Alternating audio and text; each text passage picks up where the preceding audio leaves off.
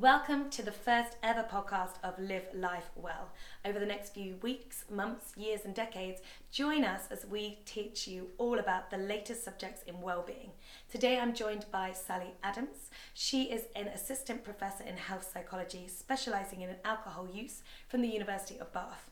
Welcome, Sally. Hi, Lottie. Hello. Today we're going to be talking all about January, what it means to live life well in January. We have this effect of resolutions that make us act in a way that we may not normally do so. And I want to discuss if these are things that endure and what this actually means behaviourally for our bodies. So Sally, tell me exactly what you do.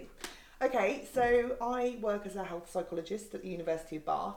And part of that is to do research looking at why some people find it extremely easy to engage in good health behaviours such as exercise and eating well, and why other people might find it more difficult to do these things, or other people engage in negative health behaviours such as smoking and drinking.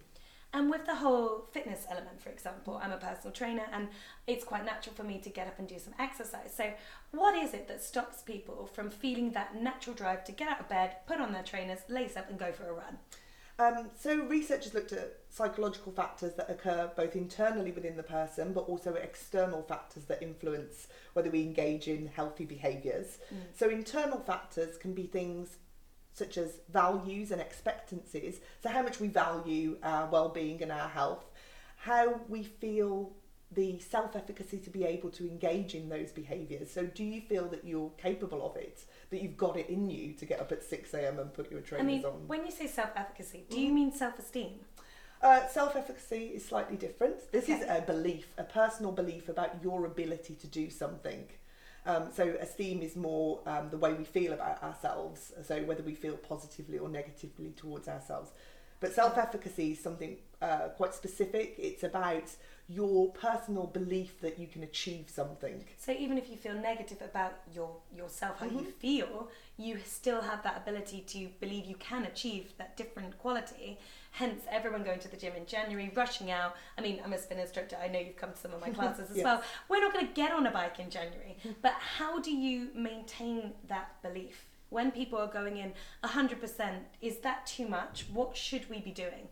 So there's this thing called the behaviour intention gap. So a lot of us have really great intentions in January. Don't we? Yeah. Like, So seriously.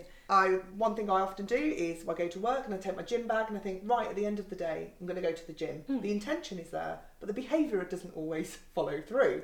The bag's there. Yeah, the bag's there. The intention's very pure. But there's things that we can do to try and close this gap.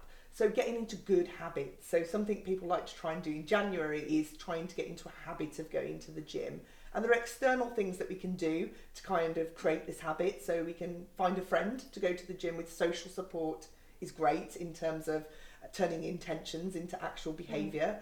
We could also join a gym, for example. There are lots of things we can do to try and make things more habitual, but also make them more fun and pleasurable for ourselves. That's also going to increase the likelihood that we're going to engage in a behaviour. I suppose if it's a chore, the last thing you're going to want to do every day is do it, are you? You're going to be thinking, oh my goodness, I'm dreading this. And I suppose it's accountability as well. If you've got a friend or someone to hold you accountable, then you're more likely to carry it out. What do you think about this massive surge in these documentations of bullet journaling and like a life kind of manual of what I've eaten, drunk, exercised? Are they helpful? I guess keeping track of what's going on can be really helpful. So one of the things we said we were going to talk about was dry January. We are Yes. definitely talking about dry January. So there's an app that accompanies that, and it suggests that actually people who use the app rather than people who just go for dry January out and don't follow a plan particularly, they just say that they're going to be abstinent for the month. People who actually use the app and engage in looking at things such as bulleting what they've done, how many days they've gone dry for, how many calories they'll have saved, how much money they will have saved, that can be in itself motivational for engaging in a health behaviour. So I guess that works the same for diets or stopping smoking, for example. And I guess that's the external factor as well. It's the fact if I can physically have more money in my pocket, then that's going to, spurge me on to keep going and keep that habit. And then it just becomes something that is natural. Yeah, it's a reward in itself. It's intrinsic, exactly. Yeah. So when we do exercise, like I said, I feel predisposed to want to do it. If you don't feel that, and if you make your gap between intention and what you were saying before, what if you're still failing? What would the other factors be? If you're not able to do that? If you're just not able to commit to that exercise. Yeah, I think, so again, the internal factors such as sort of valuing exercise. So maybe you have to be in a place where you're already quite motivated, I think. I think motivation is huge. So if you're not motivated to do something, you're probably not going to achieve that much particularly. So it's maybe something you have to want to do, something you value, but also that you value what you're going to get from it. So you have an expectancy that, for example, if I do join a gym, if I do engage in exercise, my well-being is going to improve, but you know, my physical being is going to improve. So it's got to lead to something that's of value to you as a human. So for example, if you want to lose weight, then obviously engaging in exercise is going to lead to that valuable thing. So it's looking at something that's personally of value to you. So why do you feel that this emergence of the sober curious generation, why has that become such a value to this new generation? Why are we embracing sobriety so much? It's really interesting. A lot of people are looking at this at the moment. I don't think there's one, you know, definitive answer. I think the rise of social media is quite important in that. So, for example, the idea of potentially being captured, being intoxicated. Wasted on the gram. Exactly. That wasn't always a threat to people who are older because social media didn't exist. But also this idea of, you know, presenting a virtuous image. But I genuinely think people are more conscious and more aware of their health and well-being now. If you look at the actual figures, the amount of people who said that they've drank in the last week between 18 and 24 is extremely low. In fact, the biggest group is between 44 and 64. They're the biggest drinkers in society at the moment, but yet we still constantly perpetuate this image of drunken the binge young drinking people. youngsters. But actually the biggest hospital admissions are also for that group. That's absolutely fascinating. Yeah, and that's not just That's because amazing. of chronic use of alcohol, so seeing things such as liver disorders and cancer. This group also are showing lots of accident and injury related to alcohol use. And do you think that's just because in their culture when they were younger growing up, alcohol was just so prevalent and so accessible? Even though it's more prevalent and accessible, they didn't have that kind of mirror. And now because of things like Instagram and Facebook and Twitter and Snapchat, you are constantly being observed and being aware of that observation. Therefore, you are modifying your behaviour. That's definitely one aspect of it. I think our knowledge has really improved as well. So I'm thinking about what we didn't know when I was a teenager or a young person, and we didn't know that, for example, what we know now is no amount of alcohol is safe. Yeah. In terms of it affecting our health, it's something we would probably all be better off without. Yes. Easier said than done sometimes. We know that it's actually causal in 7 different types of cancer. Oh gosh, which types? So mouth, throat cancer, bowel cancer, just to name a few. I think we're much more aware of the effect that alcohol has, but notwithstanding that, the effect that it has on us, alcohol is one of the most dangerous drugs in terms of the way that it affects other people. Crime rates, violence towards other people, vandalism. It's a pretty dangerous drug when we think about it, and we know more about that. We're more aware of that, and I think we're more in tune to looking after ourselves. And so it really is knowledge is power. Yeah, absolutely. But then I would throw back to you, there is this element of, but it's cool. Why is it losing its cool? And what is replacing that? Because children, youngsters, teenagers, young adults, they want the cool. What is the new cool? I think it is really interesting. I think that's a really good point. I think that's what happened to smoking and why we saw declines in smoking levels. So it went from being a very cool thing to being actually a pretty antisocial thing to do. And I think that's how drinking is becoming now. I think people, instead of sort of praising the funny drunk story, I think younger people are kind of thinking it's quite antisocial to be that drunk or to be that intoxicated. I'm not quite sure what the next new fad is going to be. I mean, looking after yourself is a pretty, I think. I'm not a young person myself. I hope that's, I just really feel like this is a coming of age of our generation, that we are not prepared to accept anything less than the best, which is really empowering, a little bit terrifying, because it's going to demand not just from us culturally, but socially, every single element. But on a different note, I remember when vaping first came in, I was like, oh my gosh, this looks like some kind of like steampunk thing. What are people doing? And they walk around with these massive puffs of air. How is, because I know you focus on sobriety, but also the other kind of addiction side of it with nicotine. How does vaping affect your health differently from a cigarette? Is it better? I mean, the most recent research from Public Health England says it's about 95% more, 95% less harmful than smoking cigarettes. Yeah. Okay, now that blows my mind. Literally, it blows me in a cloud of stuff. It blows my mind. Why? Because the only real active ingredient in electronic cigarettes is the nicotine, which is the addictive part of tobacco, but it doesn't contain any of the carcinogenic or tobacco leaf aspects, which are actually the ones that are associated with tobacco-related diseases such as lung cancer and emphysema. Okay. So you're removing all of that when you're smoking an e-cigarette. It's just glycerol, which is which creates the vapor, and nicotine. So nicotine itself is not harmful, which is... Sorry, pardon? Nicotine is not harmful. How can you... But it's addictive. It's addictive. But so if I just took nicotine, that wouldn't harm my body in any way? If you actually ingested it, if you actually ate nicotine, it's really harmful. Shouldn't. Okay, don't eat, don't eat it. For the purpose of this podcast, please do not go away from here and eat nicotine. No. Okay, so don't eat nicotine. So if you swallowed some liquid nicotine, that would be highly toxic to you. But nicotine itself, although highly addictive, doesn't cause cancer. It doesn't cause lung disease, for example. It is just the addictive component, like caffeine. Very much like caffeine is the addictive component of coffee. And if we move then from nicotine to caffeine onto food. Yes. So we've talked about making these amazing good habits with your fitness regime. We've talked about the fact that we're more aware of being sober and the positive effect that can have on our health. What about food? When it comes to dieting, why every January are we bombarded with these television programs telling us what the best diet is, what the worst diet is? Why are we unable to get a handle on our diets? Well, the kind of TV companies and diet, they're just monopolising on the fact that this is a time of year that we all want to make a change. I think a lot of people have New Year's resolutions about losing weight or cutting down on alcohol. But again, whilst biologically it genuinely is a case of if your calories in exceed those that you've burnt. Which we all know. Yeah, absolutely. We all know, but if someone put a piece of cake in front of us, I'm pretty sure we'd eat it and we wouldn't be worrying until afterwards we might think, oh, hang on a minute.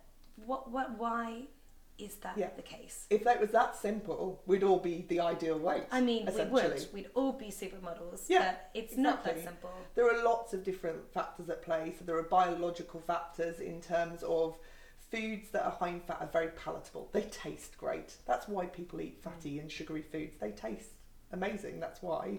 But also we are in a obesogenic environment now. We are bombarded with talk to me about what that means. That's a loaded word which people might not understand because it sounds so cool. Obesogenic. Tell me what obesogenic means.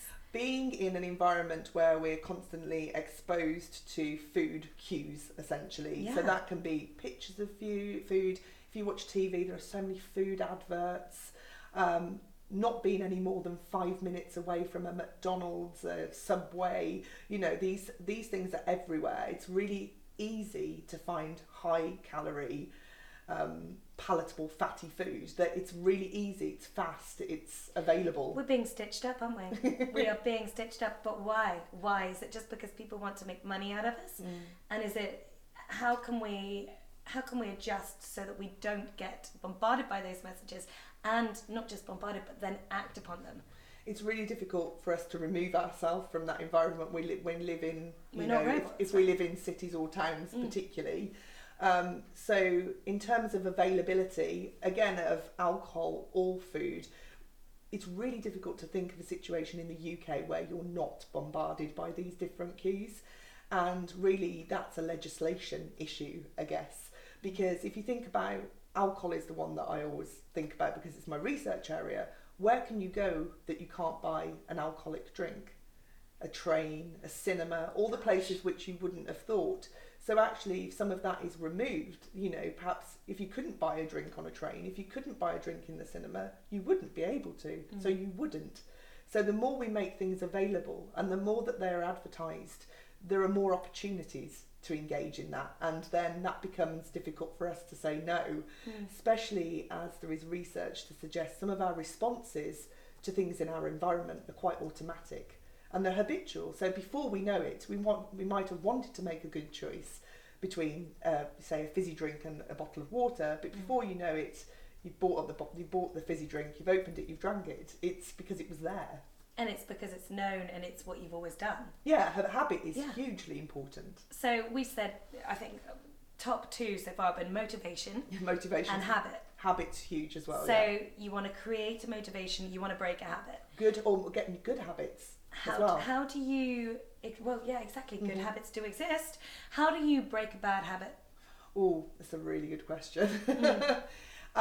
So things like dry January. So for example, if you think you've overindulged at Christmas. I mean, who hasn't? Yeah, absolutely. Yeah. Christmas parties, New Year's Eve, right? It's for me, it seems like 2 weeks of you are eating chocolate for I can't even speak now.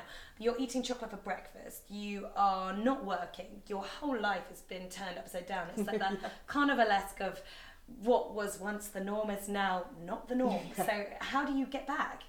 So, yeah, doing things like dry January or kind of giving yourself a break from things and trying to create a new habit, really reassessing your relationship with whatever it is that you want to change. So that's why dry January, one of the reasons that dry January might work is that you take the time to reassess your relationship with alcohol, for example. So instead of getting in from work on Friday night and you have a glass of wine, try a cup of tea, or try a glass of water, and see if you miss it, and ask yourself, if you do, you know, what is it about it that you miss, and try to replace it with something that's not as harmful or unhealthy. So taking the time to reassess that relationship, but also creating a new habit can mean that not only can we train the muscles in our body, but we can also train some of the muscle in our brain. I love this. So is this true? Yeah, brain plasticity is what it's called. You've told me two. So you've told me the obesogenic. Yes. And brain plasticity. Yes. I love this. So okay, this is brain plasticity. Go. Brain plasticity is your ability of your brain to change neural networks and become to create new habits and to change essentially different pathways in the brain. And that becomes more difficult as you get older. It's easier when you're younger. Really? Yeah, that's why it's easy to learn a language when you're young, because you have more. Your brain is more malleable. So we can literally say to people, you've got it easier because you're younger. Yeah. Amazing. That's my plan. Okay. Yeah, that's mine too. So there's kind of this idea that actually once you're making a change as well, that it's easier to invite other changes into your life as well. So for example, I recently moved house. So Congratulations. Thank you. I'm going to take this opportunity. Moving house is a huge change, and there's some evidence that suggests that while your brain is in this kind of mental change, that you can do other things as well. So it's like, okay, I'm going to use this time to engage in some more healthier habits. So for example, thinking about wanting to change in January, if you think you might want to start, cut down on your smoking, might be a good time to cut down on your drinking too, because you're more, in this process for malleability. I wouldn't have thought that. I would have thought, do one thing at a time, don't overwhelm. If you try and take, what's that phrase? You take on more than you can chew, or you bite on more than whatever it is. Yeah. But so that's not true. Well, in terms of research, it suggests that actually you might be just in a really good place to change, and changing more than one thing at once, could be beneficial, definitely in the case of alcohol and tobacco, because they're so linked to each other. So trying to give up, for example, tobacco without giving up drinking will be really difficult. Oh gosh, really? Because they're so associated. And the whole alcohol discussion, I mean, I don't drink. And I said to you, I think I must have Chinese in me, and I laughed, but it could physically be true, couldn't it? I have a really bad reaction to alcohol. So does that mean that I'm just lucky and that it's never going to affect me? I'm never going to have an alcohol problem because I haven't got that predisposition? Predisposition can mean it's more difficult for certain people to not drink or to drink. So for example, people talk about their genes all the time. Oh, I blame it on my genetics. It's not my fault. Exactly. Genes are only one part of the puzzle. So if we think about alcohol consumption, there are people who have a genetic variant, mostly in people who are of South Asian descendancy, and it's quite difficult. What happens with this gene is that when they drink alcohol, their body breaks it down very quickly and they become flooded with this horrible enzyme that we break that is totally made. Yeah, and basically it's very protective because these people experience very unpleasant effects after only drinking a very small amount of alcohol. But you can also be alcohol intolerant as well, regardless of your... That is a thing? It's a thing, yeah, absolutely. How many people does that affect? I'm not sure, actually. That's a good question. That's going to be Sally's next research. Mm-hmm. You can be intolerant to alcohol. What does alcohol intolerance mean? Is it like a gluten intolerance where you just don't feel well, or is it more serious than that? I think it can be on a spectrum of mild, moderate, severe. Okay. But some people just react very badly to alcohol. It probably is genetic. But we also have people who have a genetic predisposition to becoming, a heavy drinker or alcohol dependent. And that's because they're usually something called a low responder. So that's not a nice term for anyone to be told, is it? So we could both drink a glass of wine, for example, but if I had I feel like we should do this experiment. Let's get a glass of wine. Watch how alcohol intolerant I am. So, for example, if I'm a lower responder to alcohol, it means I will need to drink more alcohol to feel the effects, whereas you might feel the effect straight away and think, I'm starting to actually feel some of the unpleasant effects. Yeah. It might take me longer to feel those, so I keep going. Okay, and therefore... Yeah, I'm more at risk of developing. Right, yeah. Okay. Because even if you're having less and you're feeling the effects, but if you're having more, you are physically putting more alcohol in your body. It doesn't matter if you're not feeling it. Yeah. It's still going in there. Yeah, absolutely. You're still going to get the harm from, drinking too much. And can you not remove this gene?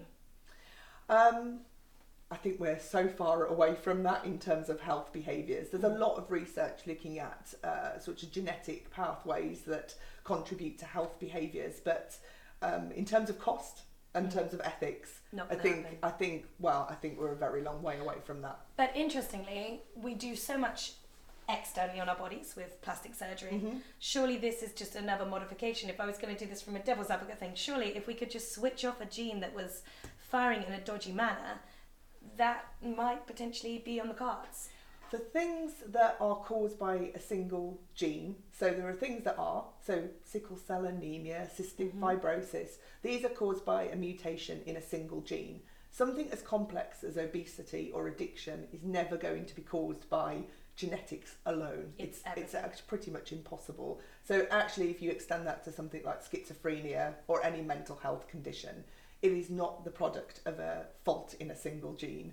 It's also the contribution of social factors and also psychological factors. So would you say obesity is a mental health condition? That's a really interesting question.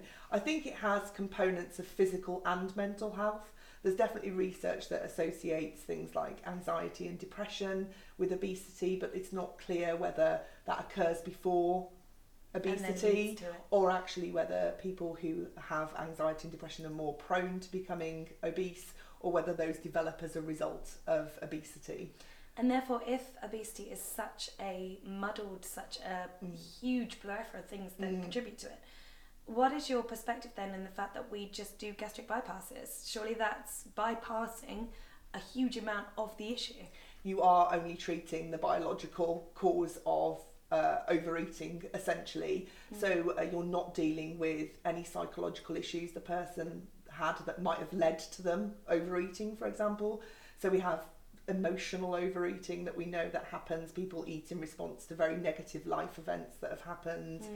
But also this external eating, so people eating because they are so exposed to things and maybe they have a lifestyle where fast food is more convenient. So yeah, you're right that if we're having a gastric bypass, we're dealing with the biological aspect, but not the other things that might have contributed to obesity. And when do you think that discussion about living our life well, when should that start? That's such an interesting question, and I know that there are classes in schools now about eating healthy and exercising. But as we spoke about, your brain is more open to change when you're younger. So I don't think it could be a bad thing, potentially. I think education is so important about, knowing about well-being and health and busting myths. I think there are a lot of myths out there. There really are, aren't there? And I think this is a real key element to what the Live Life Well programme is all about. Great.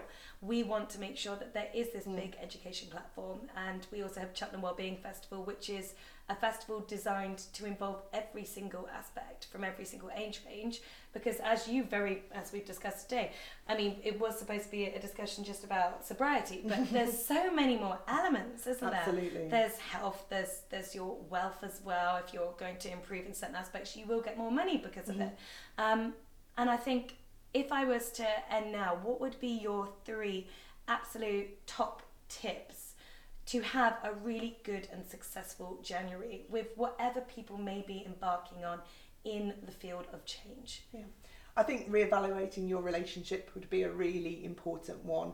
If you're engaging in something you want to change, so for example, you think, I would like to cut down on my drinking, evaluate why you're drinking in the first place. Is it bringing you that much joy to your life? Is it making you feel negative or unhappy? Keeping a diary is an excellent way of doing that. So seeing how you feel before you start drinking or the next day. Same with food, same with smoking, same with exercise, I guess. So keeping a diary of that. So evaluating your relationship, thinking about creating new good habits till they almost become automatic. Okay. So if you, for example, signing up to classes for fitness, I think is a brilliant idea, because if you know that every night on a Wednesday at 7 you're going to a class, that will stop being effortful. When something becomes effortless, that's when you've won half of the battle, essentially. But also working on this self-efficacy would be my final one, I guess. So having this confidence, this self-belief that you can achieve something and that it's going to lead to something that's valuable for you. So if what you value is, for example, a lovely new handbag, think about all of the money you will save from not drinking in dry January and put it towards something that you value. Or if what you value is weight loss, keep track of your weight throughout January and see what you achieve from exercising or cutting down on food, and just harnessing that sort of self-efficacy to achieve something that's valuable to you. Amazing. Thank you so much. That was absolutely fascinating. So I think the 3 things we can really take from that are evaluating why you're doing it, writing it down if that works for you. It is creating that new habit, and it's also this wonderful word, self-efficacy. And Sally's also enlightened me with 2 amazing words, which are obesogenic environment and bioplasticity. Oh, brain plasticity. Bioplasticity, I dread to think about it. And brain plasticity. So that was your first ever Live Life Well episode. I hope you enjoyed it. Please do tune in to hear more about what we're going to be talking about over the next few months with various different speakers and subjects. Thank you so much. That's a wrap. That's a wrap. That is a wrap.